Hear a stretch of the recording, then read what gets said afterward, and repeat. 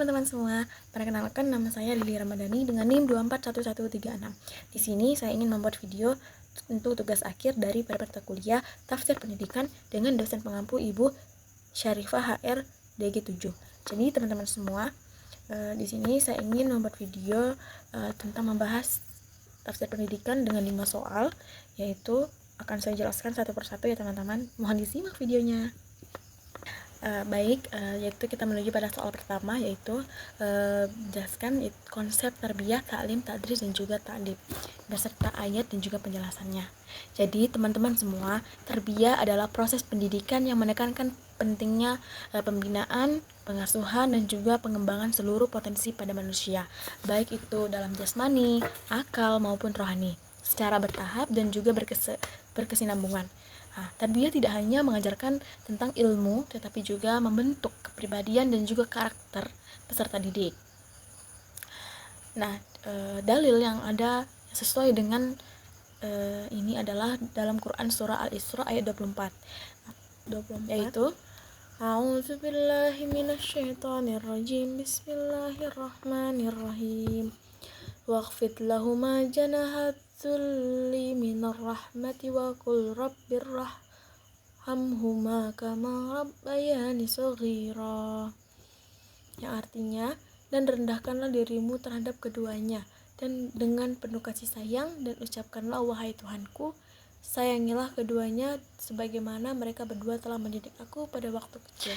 Dalam ayat ini menggambarkan bahwa bagaimana orang tua itu mendidik anak sejak kecil dengan kasih sayang, dan menunjukkan bahwa tarbiyah adalah pendidikan yang menyeluruh dan berorientasi pada pertumbuhan. Yang kedua yaitu ada ta'lim. Ta'lim bermakna proses, yaitu transfer ilmu pengetahuan dari pendidik kepada peserta didik. Jadi fokus ta'lim ini adalah penguasaan ilmu tentang pemahaman intelektual. Terdapat dalam dalil Quran surah Al-Baqarah ayat 31. A'udzubillahi minasyaitonirrajim. Bismillahirrahmanirrahim. Wa 'allama Adama al-asma'a kullaha thumma 'aradahum 'alal malaikati faqala anbiyuni bi asma'i haula in kuntum shadiqin. Yang artinya, dan dia diajarkan kepada Adam dan nama-nama benda semuanya, kemudian dia perlihatkan kepada para malaikat seraya berfirman, sebutkan kepadaku nama semua benda ini jika kamu yang benar. Dalam ayat ini mengajarkan bahwa nama-nama kepada Nabi Adam, yang menunjukkan bahwa ilmu itu adalah karunia Allah dan juga proses pendidikan yang dimulai dengan pengajaran ilmu. Yang ketiga yaitu tadris. Tadris adalah kegiatan mengajar secara terstruktur, sistematis, dan juga berulang agar ilmu itu dapat dipahami dan juga diamalkan. Tadris ini menekankan metode dan juga proses pembelajaran. Terdapat dalam surah Al-Imran ayat 71. A'udzubillahi minasyaitonirrajim. Bismillahirrahmanirrahim. Ma kana li basharin ayyutiyahul kitaba wal hukma wan nubuwata thumma yaqula lin-nasi kunu ibadan li min dunillah walakin kunu rabbaniyina bima kuntum tu'allimunal kitaba bima kuntum tadrusun.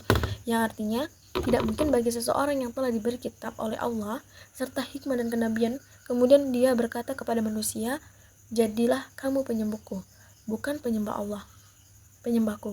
Allah. Tetapi dia berkata, jadilah kamu pengabdi Allah, karena kamu mengajarkan kitab dan karena kamu yang mempelajarinya. Jadi ayat ini menegaskan yaitu pentingnya aktivitas mengajar dan juga belajar sebagai bagian dari pendidikan yang berkesinambungan. Selanjutnya yaitu ta'dib. Jadi teman-teman, ta'dib itu adalah pendidikan, adab, dan juga akhlak, yaitu penanaman nilai moral agar manusia itu memiliki perilaku yang baik sesuai dengan ajaran Islam. Jadi sesuai dengan ini maka terdapat dalam Quran surah Al-Qalam ayat 4, yaitu dalam surat ini akhlak Nabi Muhammad itu menjadi teladan yang utama, sehingga pendidikan Islam itu harus berorientasi pada pembentukan akhlak mulia. Baik, kita menuju soal yang kedua, yaitu apa yang dimaksud dengan hakikat ilmu dalam Al-Quran. Jadi, teman-teman semua, hakikat ilmu dalam Al-Quran itu adalah sarana untuk mengenal Allah, meningkatkan keimanan, membimbing manusia menuju kebenaran. Ilmu bukan hanya sekadar pengetahuan, tetapi pengetahuan yang teoritas saja, tetapi harus melahirkan kesadaran spiritual dan juga amal soleh. Jadi orang yang berilmu itu memiliki kedudukan yang tinggi di sisi Allah. Maka terdapat dalam Al-Quran surah Al-Mujadilah ayat 11. A'udzu billahi minasyaitonir rajim. Bismillahirrahmanirrahim. Ya ayyuhalladzina amanu idza qila lakum tafassahu fil majalisi fafsahu yafsahillahu lakum wa idza qila anshuzu fanshuzu yarfa'illahu alladhina amanu minkum walladzina utul ilma darajat wallahu bima ta'maluna khabir. Yang artinya, wahai orang-orang yang beriman, apabila dikatakan kepadamu, berilah kelapangan di dalam majelis-majelis. Lapangkanlah, niscaya Allah akan memberi kelapangan untukmu. Apabila dikatakan, berdirilah, maka kamu berdirilah. Allah niscaya akan mengangkat orang-orang yang beriman di antaramu dan orang-orang yang diberi ilmu beberapa derajat. Allah maha teliti terhadap apa yang kamu kerjakan.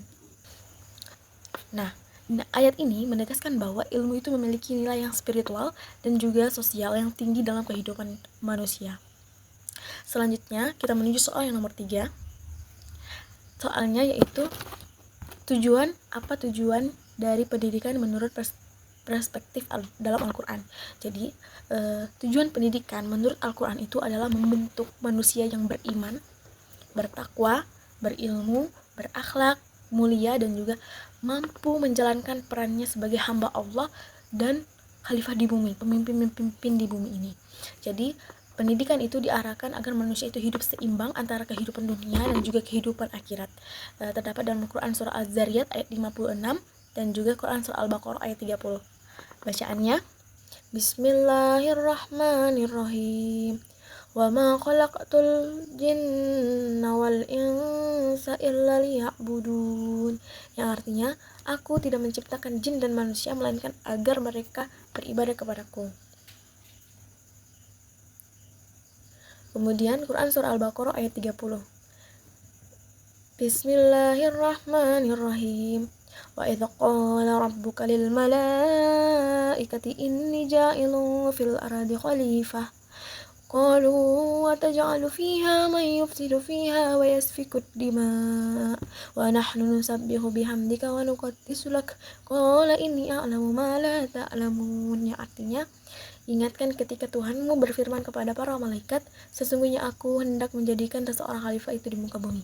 Mereka berkata, mengapa engkau hendak menjadikan dia khalifah di bumi ini, orang yang akan membuat kerusakan padanya dan menumpahkan darah. Padahal kami senang seandainya bertasbih dengan memuji engkau dan mensucikan engkau. Tuhan berfirman, sesungguhnya Allah mengetahui apa yang kamu ketahui. Nah, dalam ayat ini menunjukkan bahwa pendidikan itu bertujuan menyiapkan manusia agar bertanggung jawab kepada Allah dan juga masyarakat. Kemudian selanjutnya kita menuju soal yang nomor 4, yaitu jelaskan konsep ayat Al-Quran terkait peran orang tua dan juga guru menurut Al-Quran. Jadi, orang tua dan juga guru ini adalah pendidik yang sangat utama dalam perkembangan anak dan juga psikologis anak juga. Dan orang tua dan guru ini bertanggung jawab menanamkan nilai tauhid, akhlak mulia untuk pengetahuan kepada anak-anak. Jadi pendidikan tidak hanya berupa pengajaran, tetapi juga keteladanan dan nasihat yang bijaksana. Terdapat dalam Quran surah Al-Luqman ayat 13. Bismillahirrahmanirrahim. Wa idza qala Luqmanu li ibnihi wa huwa ya'izuhu ya bunayya la tusyrik billah innasyirka la zulmun azim. Yang artinya, dan ingatlah ketika Luqman berkata kepada anaknya, ketika dia memberi pelajaran kepada anaknya, wahai anakku, janganlah engkau mempersekutukan Allah. Sesungguhnya mempersekutukan Allah itu adalah benar-benar kezaliman yang paling besar. Nah, nasihat Luqman kepada anaknya menunjukkan bahwa pendidikan itu harus dimulai dari keluarga dan dilakukan dengan penuh hikmah. bukan hanya guru saja, orang tua juga penting, maksudnya di sini menjelaskan seperti itu. Nah, selanjutnya kita menuju soal yang nomor 5.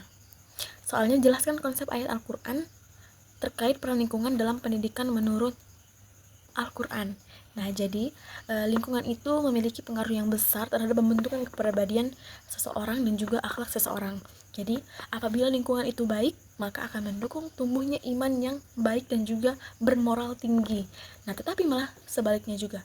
Jika lingkungan itu buruk, maka akan dapat merusak karakter pada diri seseorang.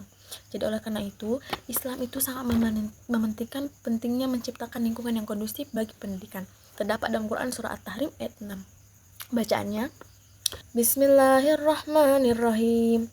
Ya ayyuhalladzina amanu qu anfusakum wa ahlikum naran wa quduhan nas wal hijaratu 'alaiha